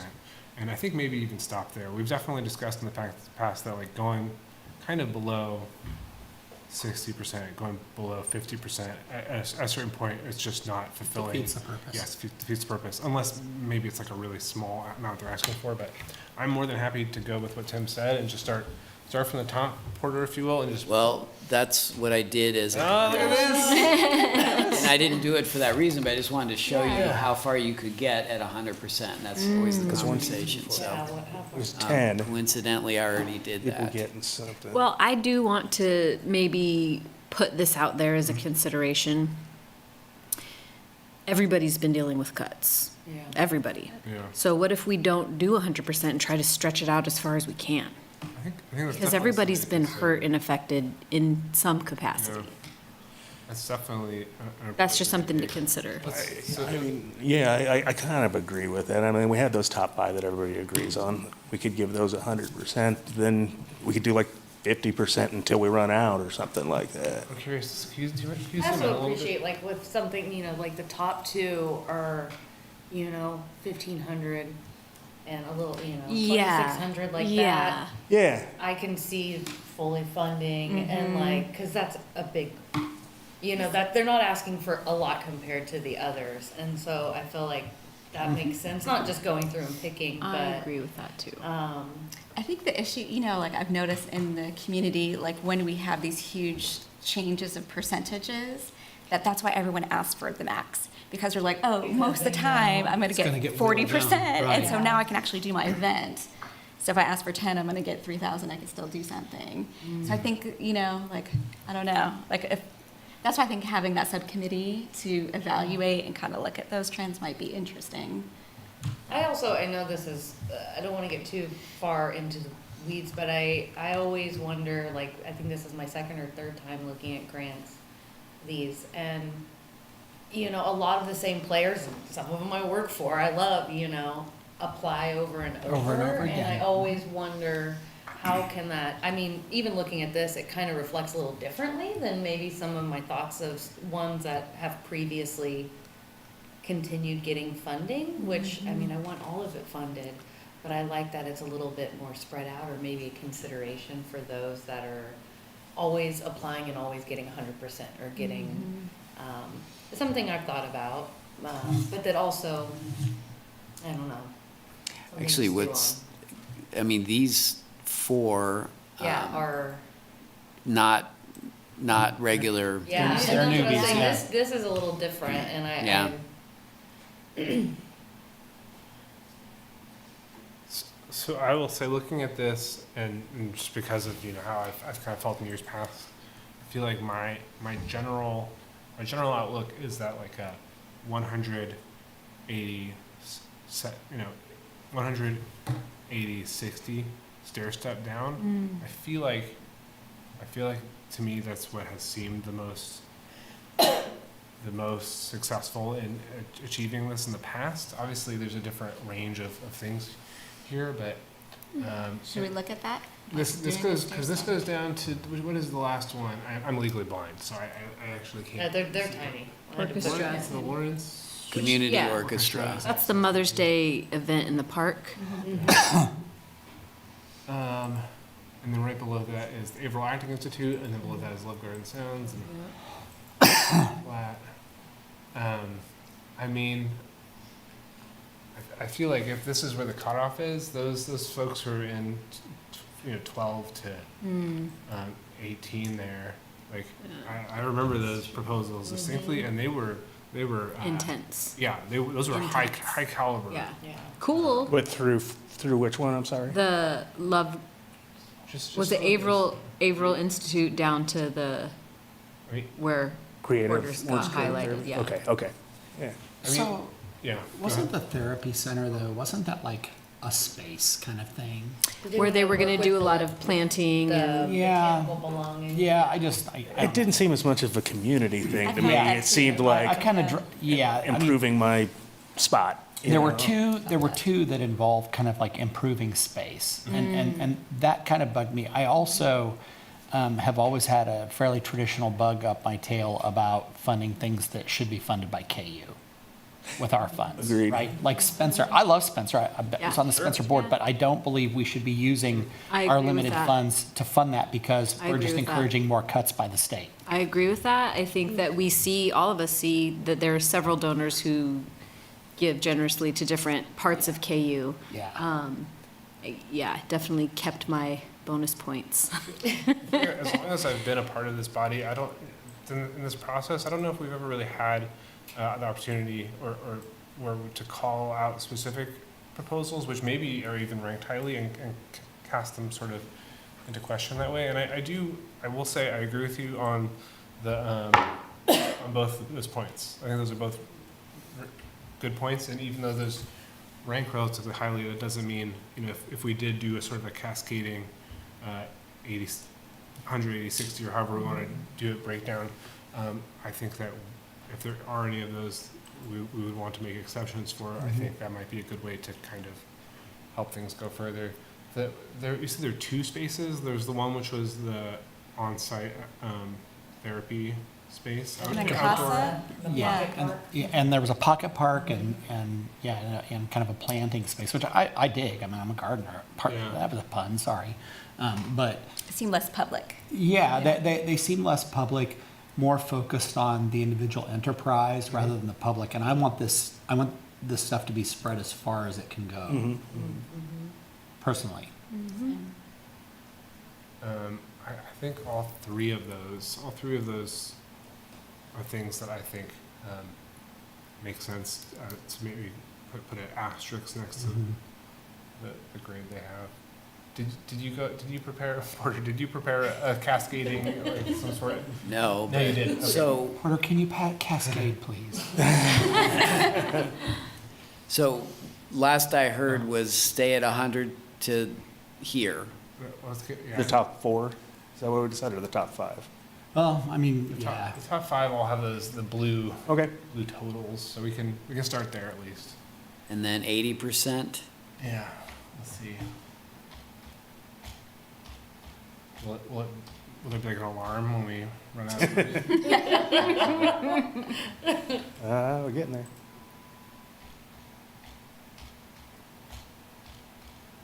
Well, did you want to go to 60 at some point? Yeah, well, I'm curious to see when we actually hit 0. There we go. Whoop, We're over. now we're getting wishful. I will Oh, you went, oh, yeah, yeah.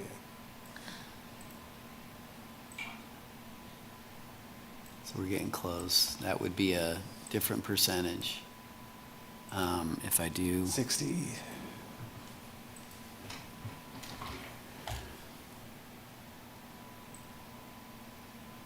You still got 7 left, 6.5 left.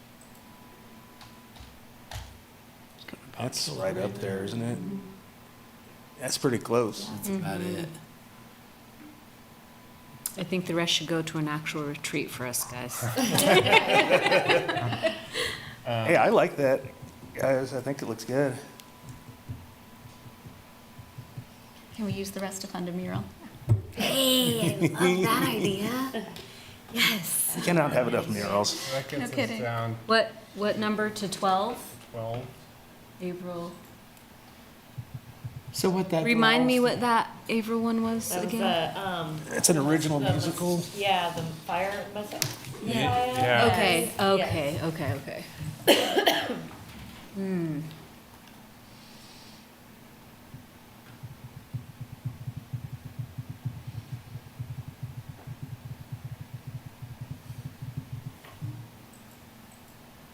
So with 25 applicants going down to 12, considering we have enough money for a third of the full awards, this would have us giving some amount of funding to essentially half of the. Which I think is impressive considering how many we had. Yeah. That was a lot. I will say, that Matthew, I think you pointed out, or maybe Monique, maybe you had this idea out there that since a lot of folks are struggling with cuts, It was unique, but I'll take credit for it. that trying to maybe spread things out more this time around would be beneficial. I feel like this is basically the standard of what we usually approach this with. And isn't necessarily having more of a spread things out kind of approach. No, but I mean, it's point 2 where you spread it too far and Yeah. You can't certain really- projects can't get off the You ground. don't have enough to do the Or, thing. yeah, so, I don't know, it feels like a happy medium to me. Yep. I will say there were a couple of questions about some of the applications and whether or not those are really sort of appropriate. And this 12 does not include Right. any of Yeah. Just out of that. I just got confused by the one that wasn't asking for money. I was like, well, what are you asking Can for? I ask then? a crazy question? Could we potentially take 10% from the first top 5 and give it to Soundgarden? Well, yeah, or Love Gardens. Or, yeah. Start at 90 instead of starting at 100. Yeah, and that could, That's kind of what I was thinking when you mentioned the idea of spreading things further, is if we just start at 90%. because I did appreciate their initiative too, and Love Garden is such a important place for, us audio people, like that is medicine, that is music, and it would be cool to be able to reach that far down. That is the last one that has 4 blue. Yeah, it seemed like a Oh, yeah. The overall grant was, it's like a walking, you get one ticket, you're kind of seeing the city and you're experiencing this music. Wonder how far would Yeah. you get if you In did like spaces. 90 and then once you got past the 90s, just did 75s? Yeah.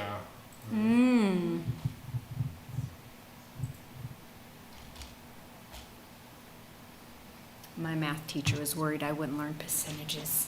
They didn't know I'd have a porter in my future.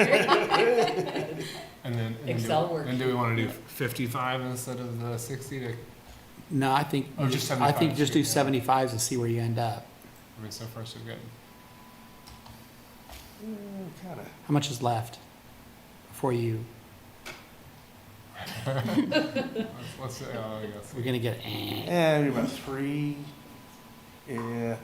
Puts us We're over. This feels like Apollo 13. Some 60%. Yeah, maybe put 60 for the last two. See Yeah. what that does. Because we do the last two. That's where we start getting into the land of the red. Yeah, So that's what fair. What does that do? It doesn't probably. It's pretty close. That's pretty Are we close. just a little bit under Just a smit. Oh. Well, you're right? $1,600 $16 over. Oh. Because when we started this version of this, I was kind of curious that if you look at the scores, Once you drop, I feel like this is the opposite of what we're trying to do. But if you look at the top of the scores, the top two are also some of the smallest. Yeah. So I almost They really Put are. those both at 100, maybe that gets us close to the 16 we're missing here. I think it'll take us in the opposite direction. we're still over. Oh, never mind. I like where your mind. And my math This is my teacher new thought I baker, wasn't guys. going to learn addition and subtraction, but here we go. I do feel like in the spirit of trying to actually make these fulfilling these awards like meaningful, I feel like giving someone 90% of 1,500 is so. Yeah. So, Yeah. I agree with that 100%. That I is. think the that top is- two should be just be 100% because Okay. I agree. it will make more work for us down the. then do the last What do two we at do the next? Well, Yeah. what if the second two, since they are the, well, those aren't the only highest ones up there. What about taking the lowest 75 and turning that into a 60 and Yeah. see what happens? I like that idea. This, Yeah. 60? Yeah, see where we're at now. You need something that makes a sound, Porter. Oh, there you go. Look at, Okay. I think we're even closer than we were last time. $200? Yeah. Wait, yeah, 200. So make the top 60, make it 61.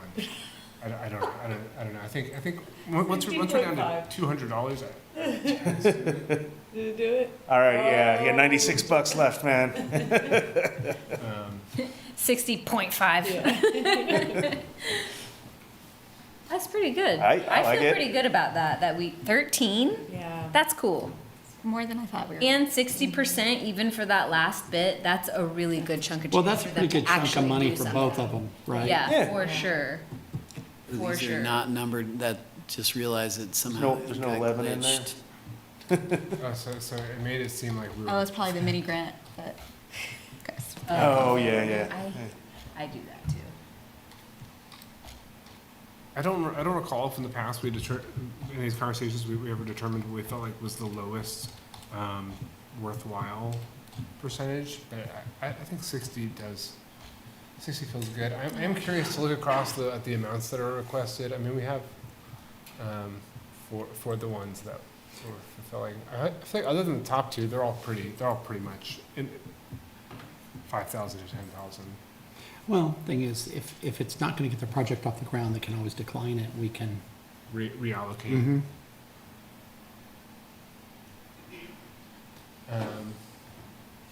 I like it. And I'm not just saying that to get us out of here or anything. I'll say I like it. Although I mean, for the record, because I always like to do this, the next one that's on there, which is not funded at all, the Friends of the Lawrence Area Trails one. That was a great application. I like that one. I liked it too. I did So, too. but I mean, there's no way of doing this without I selecting know it. to not fund some. Yeah, I mean, Yeah, made a that hard was. choice on 3 people face to There's face. some really incredible Yeah, submissions. it's true. Looks like a pretty fair outcome to me. Yeah. I think so too. I feel like that feels really good.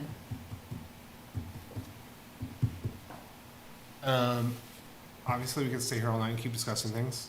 If people generally feel like this is good, though, we can go ahead with it. As always, at any point in the meeting, anybody can make a motion on anything. That's not entirely true, but if somebody wants to make a motion, if somebody likes this and feels like they want to make a motion, that this should be our recommendation. I move that this be our recommendation. And I second that. Thank you, Matthew, for moving, and thank you, Tim, for seconding.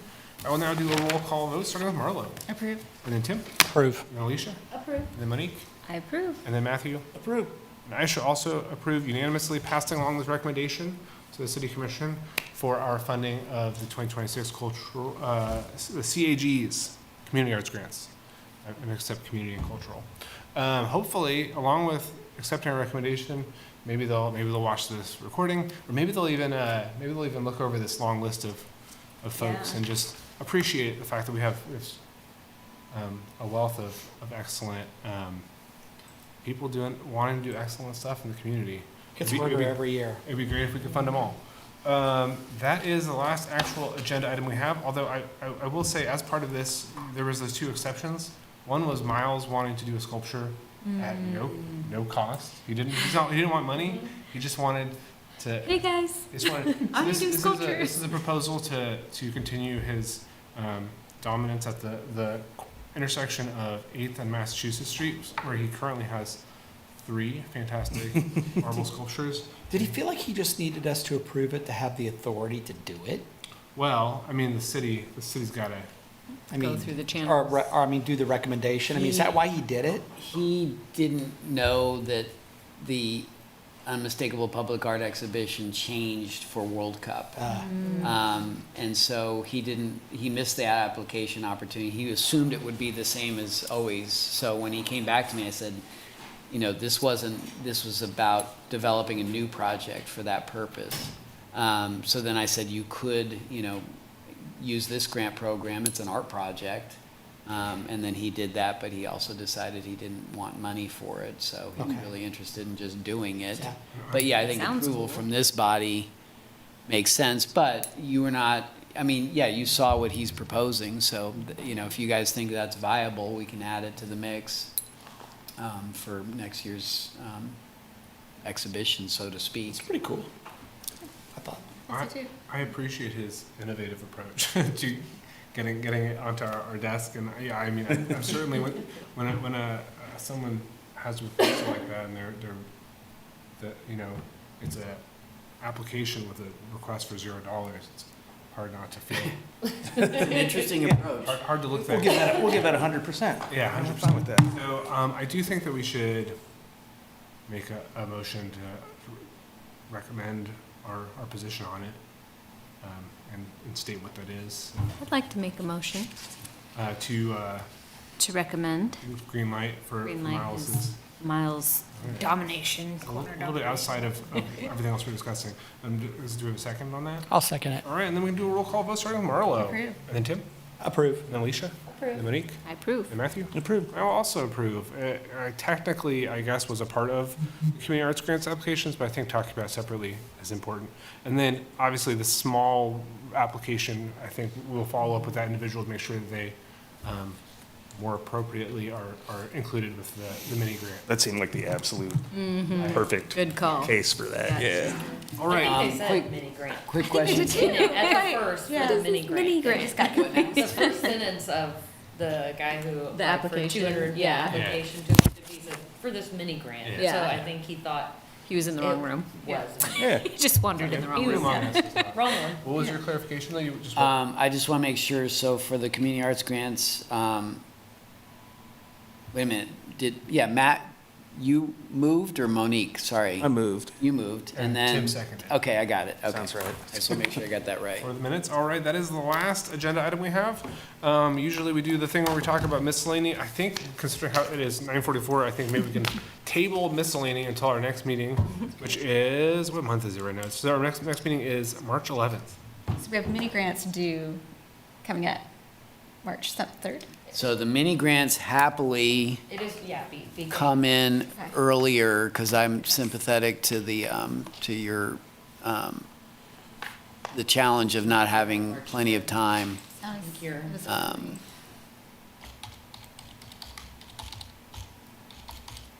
Is there a drop, I admit I haven't explored, I was looking at it. Is there just that downloadable PDF for the mini grant? Or is there like, there used to be like a drop-down menu app? Maybe that's what you're looking at now. Drop-down menu grant. There used to be just like, not drop-down menu, but a little just fill in Yeah, where I like a was seeing PDF. a PDF, like, There's a form. Because we had one form, but it was way more than, and I think it was so confusing for artists. okay. So instead, told people. You like, download the form, it's a fillable PDF, it's a lot easier, and then send it back to me, and that seems to work a lot better. I'll make sure I'm So- saying the right. These come in on March 6th, which is still a quick turnaround,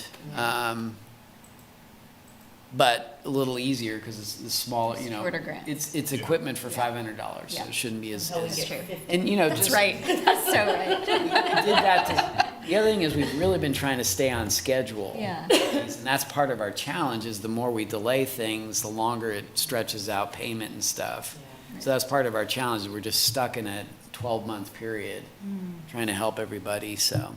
But like, could we, I mean, we could talk about this at a different time, but like, up the deadline for the mini grants, or for the community arts grants a little bit earlier, You like mean in January. next year? Next year, Yeah. yes. I think yeah. that is something that the, if the task force, the ad hoc task force we want to stand up next meeting wants to look over their square rubric, maybe they could also give us, Timeline. give a recommendation on timeline. Yep. If that could be something positive for them to consider. And that will be something we discuss at our March 11th regular meeting, same time, same place, right here. And that's it. So unless anybody else has anything else they want to discuss, I would entertain a motion to adjourn. So move. All right, thank you, Tim. And can I get a second on that? Second. All right, thank you, Alicia. And then I'll do a roll call vote starting with Marlo. Approve. And then Tim. Approve. And then Alicia. Approve. And then Monique. Approve. And then Matthew. Approve. I shall also approve unanimously adjourning this meeting. Thank you all for being here and volunteering your time. Thanks to all the guests who joined us who have already taken off. Thanks to Kurt in the corner who does all the tech stuff, and obviously Porter who makes this all work. So Master the keyboard. see y'all next time. I don't know if I mastered it tonight. I feel like you beat it into submission. You got it to do everything you needed it to do. And some days I'm like,